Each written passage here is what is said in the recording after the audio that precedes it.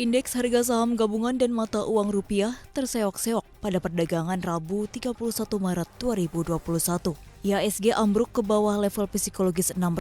Aksi jual bersih investor asing membuat IHSG ambles 1,4% ke level 5.985,52. Koreksi di bursa nasional terjadi menyusul kombinasi sentimen negatif dari dalam dan luar negeri yang menyergap bursa secara bersamaan. Sentimen negatif dari dalam negeri muncul dari wacana pengurangan investasi saham dan reksadana BPJS Ketenagakerjaan. Sementara itu, mata uang Garuda tertekan 3 hari berturut-turut. Sebelumnya mata uang Garuda sudah membukukan pelemahan 6 pekan beruntun. Rupiah kali ini memang tak berdaya di depan dolar Amerika Serikat. Rupiah melemah 0,35% dan berada di level 14.520 per dolar. Tekanan bagi rupiah datang dari naiknya yield Treasury AS, ekspektasi pemulihan ekonomi AS yang lebih cepat dari perkiraan, serta kenaikan inflasi membuat pelaku pasar melepas Treasury yang membuat imbal hasil obligasi AS naik.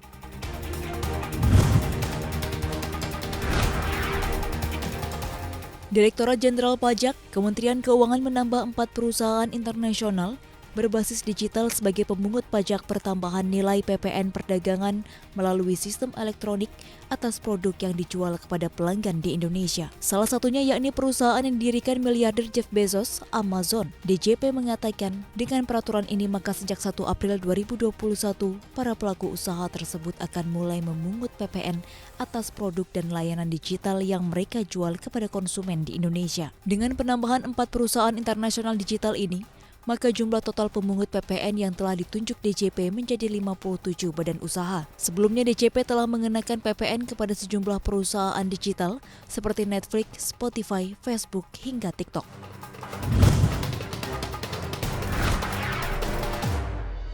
Direktur Utama BUMN Holding Pertambangan, Main ID, Oryas Petrus Mudak memastikan Indonesia bakal balik modal pada 2025 setelah membeli 51% saham PT Freeport Indonesia sebesar 3,85 miliar dolar.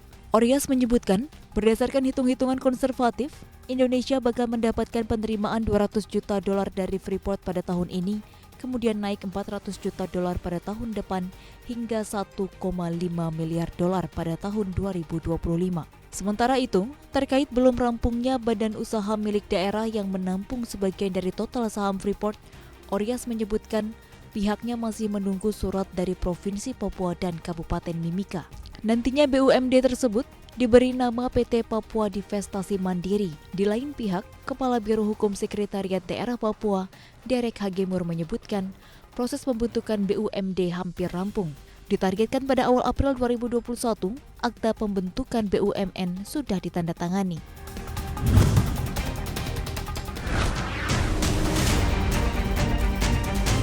Harga emas turun ke level terendah dalam lebih dari 3 minggu karena kenaikan imbal hasil Treasury AS dan menguatnya dolar. Sentimen tersebut membuat logam mulia itu dalam tren penurunan terbesar secara kuartalan dalam 4 tahun. Harga emas di pasar spot keluar dari level psikologis 1.700 per troy ounce.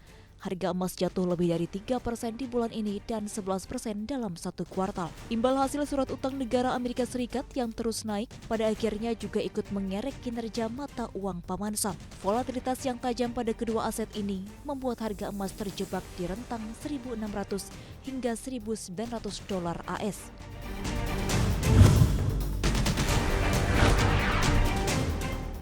JP Morgan memproyeksikan kejatuhan Archegos Capital akibat margin call menimbulkan kerugian bagi perbankan sekitar 5 hingga 10 miliar dolar AS. Analis mengatakan, bukan tak mungkin adanya indikasi Nomura Holdings bakal kehilangan 2 miliar dolar dan Credit Suisse bakal merugi 3 hingga 4 miliar dolar AS akibat kasus Archegos Capital. Namun beberapa bank lain yang pernah berhubungan dengan aset manajemen tersebut tampaknya relatif tidak terluka. Sebuah sumber menyebut Goldman Sachs tidak terdampak secara material. Demikian juga Morgan Stanley yang sudah menjual 4 miliar dolar saham terkait Archegos pada Jumat 26 Maret lalu. Sementara Deutsche Bank mengatakan pihaknya telah secara signifikan mengurangi risiko eksposur Archegos tanpa menimbulkan kerugian berarti.